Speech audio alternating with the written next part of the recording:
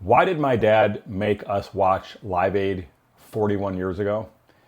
So I want to share with you the story of how my father, an owner of a steel corporation, business executive, not of the music generation to the best of my knowledge, made me and my sister and my mother and him sit in our living room on July 13th, Saturday, 1985, and watch the entire Live Aid concert.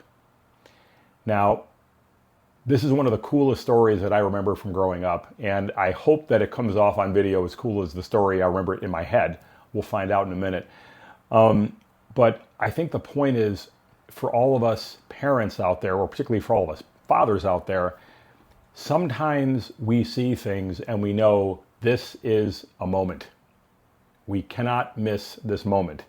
My dad was sharp enough and aware enough to know this is one of those moments.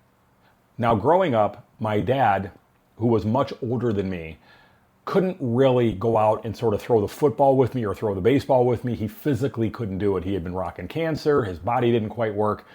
And so those things that the other, my friends' fathers could do with them, my dad couldn't. My dad and I talked about steel. We talked about business. We talked about Michigan State sports. We didn't talk about music. He didn't talk much about World War II, didn't want to discuss it much. In fact, many people in his generation who were in that war did not come home and share with their families. He was the same kind of person.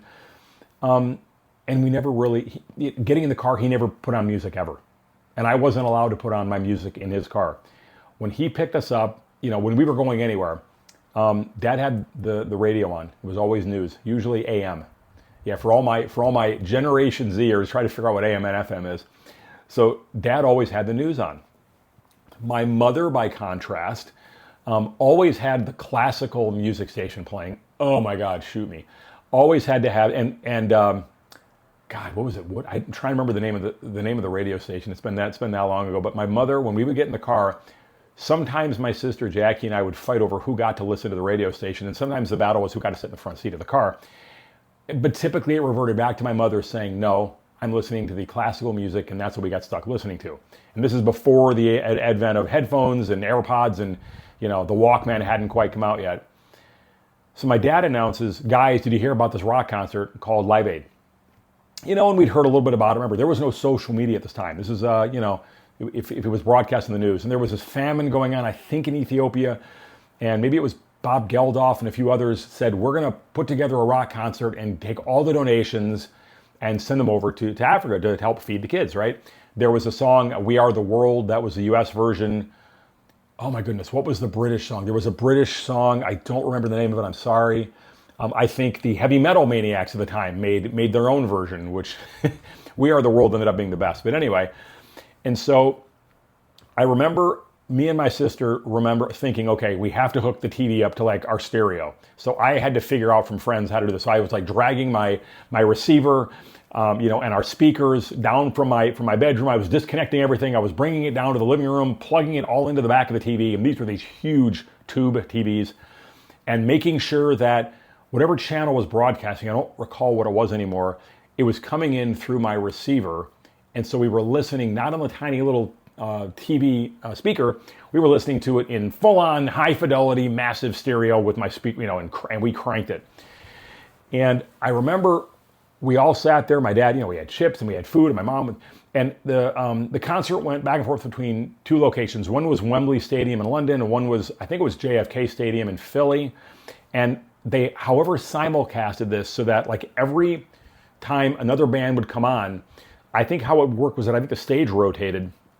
And while they were setting up for the new band, the other location had its band going. So there was never much of a delay. Maybe it was a couple, 3 minutes. And if I remember right, I think the VJs from MTV were the announcers at the stadiums.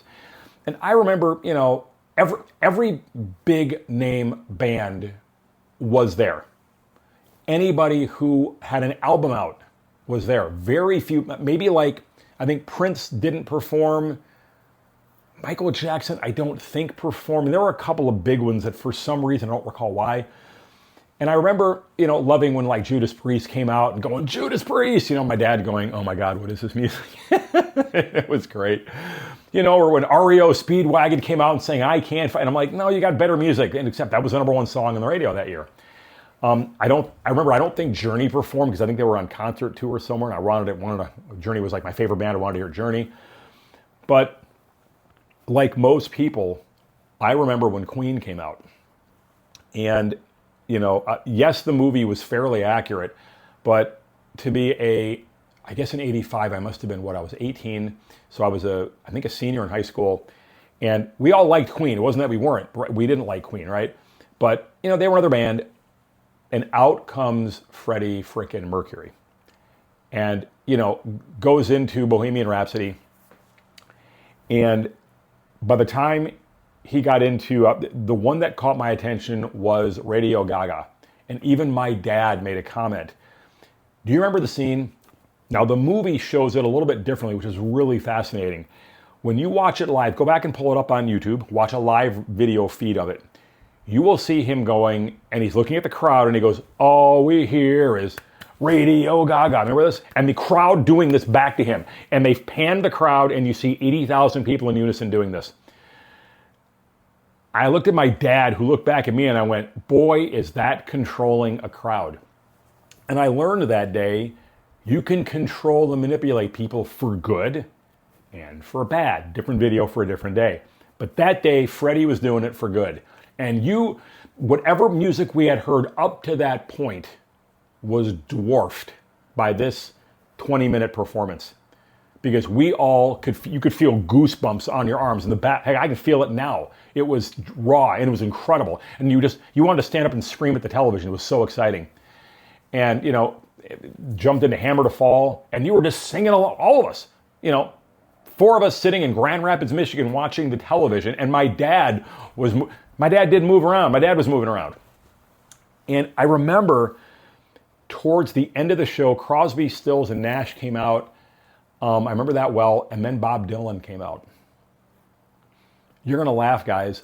I didn't think my dad knew who Bob Dylan was, right?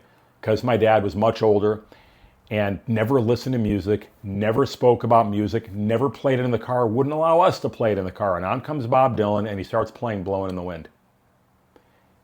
And I look over at my dad and my mom, who are singing Blowin' in the Wind.